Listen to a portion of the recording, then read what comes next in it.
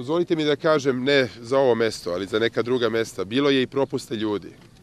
Bilo je i javašluka i nemara. Kao što ga je bilo od strane države, bilo je od ljudi koji nisu vodili računa o svojim mestima i svojim nasiljima.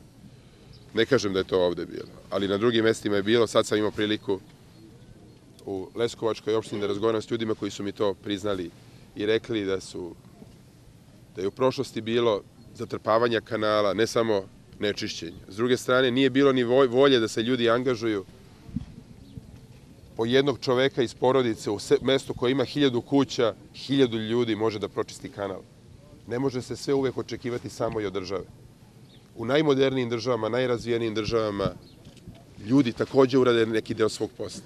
Zato hoću da vas motivišem i da vas angažujem. Država mora da uradi svoj deo posla, kontrolisat ćemo da li će ovaj put završiti svoj deo posla, ali vas molim, ne govorim sada vama, meštanima ovde, ne verujem da ste vi išta mogli da svojim ličnim radom da sprečite ovaj put, ali tamo gde je bilo jer velika voda ovde i velika reka i velika bujica krenula, ali tamo gde su kanali problem, pa je jedan lopata u ruke, svaka kuća, pa da očisti 1 metar u mesec dana.